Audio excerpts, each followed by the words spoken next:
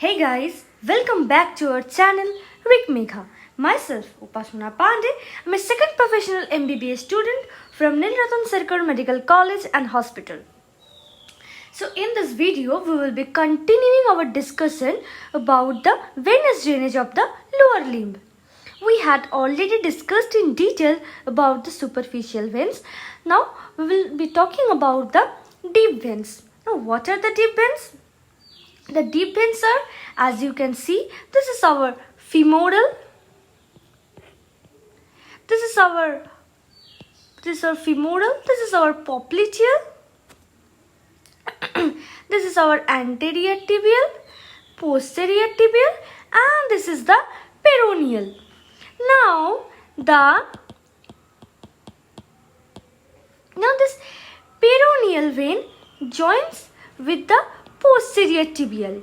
The posterior tibial and the anterior tibial joins to form this popliteal vein. This popliteal vein continues as the femoral vein when it emerges out of the popliteal fossa in the upper part. Now we will be looking into this deep veins. Which are the veins that we need to study? We need to study this femoral vein and few relations of the popliteal vein in the popliteal fossa and the valves that we need to discuss. So let's start with the femoral vein.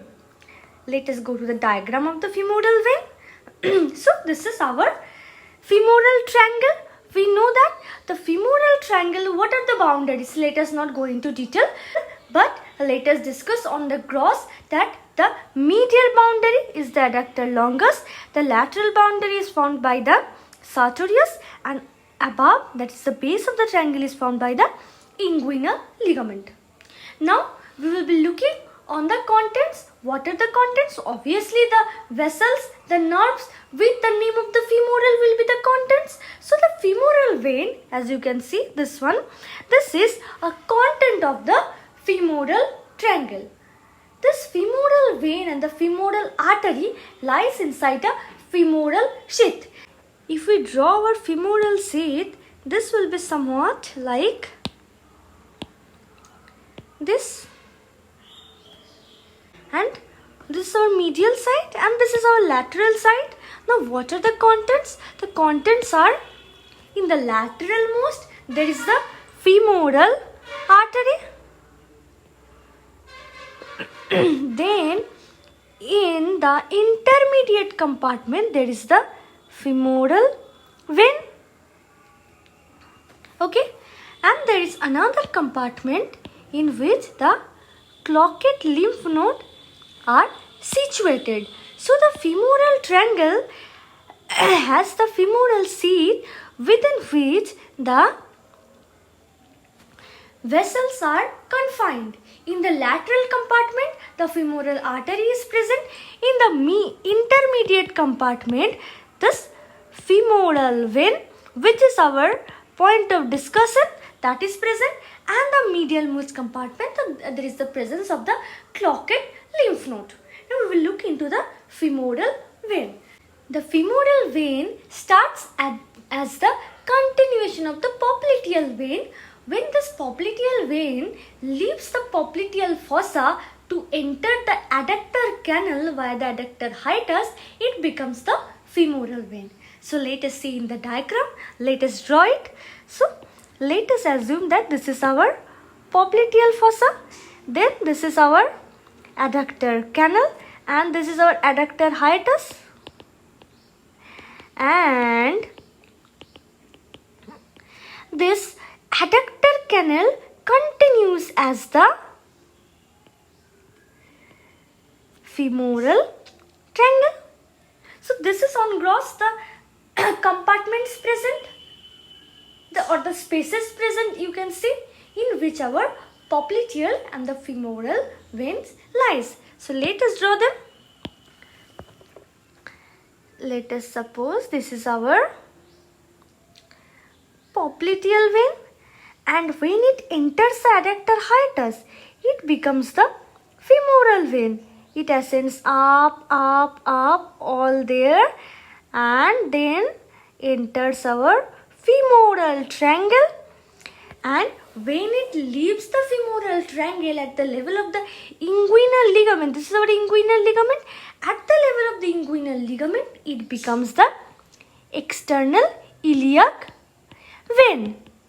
So this is the whole course of the femoral vein, and this femoral vein has two important tributaries in the femoral triangle. One about which we have already discussed, that is our great saphenous vein. The great saphenous vein, let us see the diagram. You see the great saphenous vein, here it pierces the saphenous opening. The great saphenous vein here pierces the saphenous opening, then goes deep, then pierces the femoral sheath, and then joins with the femoral vein in the femoral triangle. That is our one tributary. And there is another tributary that accompanies the profunda femoris artery, and that is the profunda femoris vein. So these are the two important tributaries of the femoral vein in the femoral triangle. Few more things that we need to keep in mind. The flow of blood from these two tributaries, the profunda femoris and this great saphenous vein, is regulated by two valves. Among them, the important valve is the saphenofemoral valve.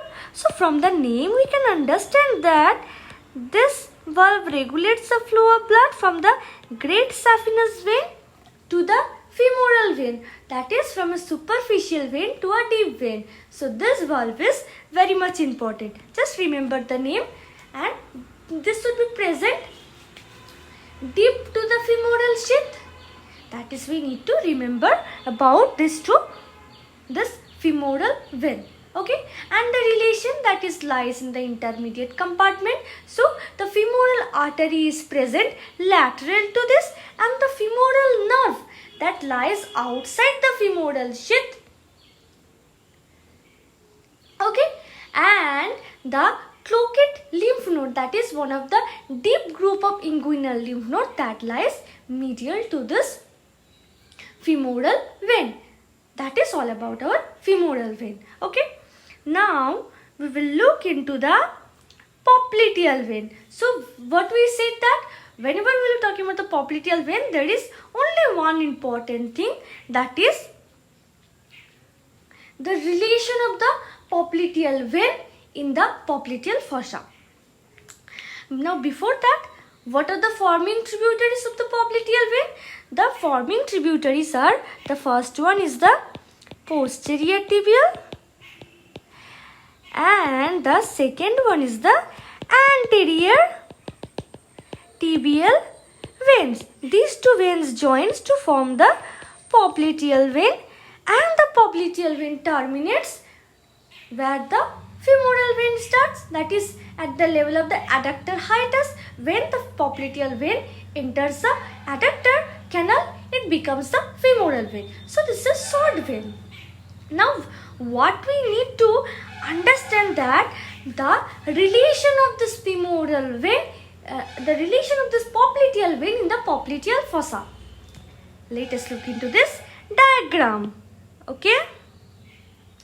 So this is our lateral side, this is our medial side. How do I know that?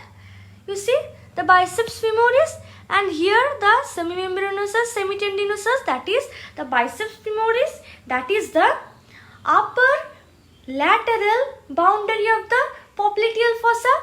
The upper medial is formed by the semitendinosus and semimembranosus. Lower medial is formed by the medial head of the gastrocnemius, and the lower lateral is formed by the lateral head of the gastrocnemius. These are on gross the four boundaries of the popliteal fossa. We are not going to the roof floor, that is not point of our discussion. What we need to see is the relation of the structures.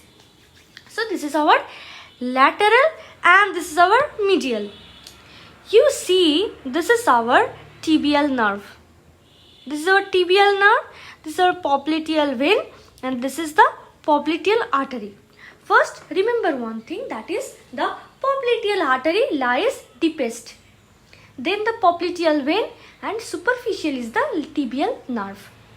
This is our deep to superficial relationship throughout the popliteal fossa. The medial and the lateral relationship varies. Why? Because you see, this popliteal artery crosses from the medial to the lateral side. The popliteal vein also crosses from the medial to the lateral side, but not as slanting as the popliteal artery. And this tibial nerve descends down almost vertically.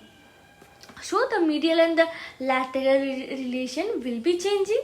So let us draw a diagram here. Okay, let us draw it first.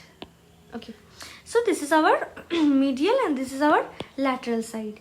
You see, the popliteal artery crosses from medial to lateral side in a very slanting way. Okay, now in a slanting way and in the deepest layer. Then our popliteal vein.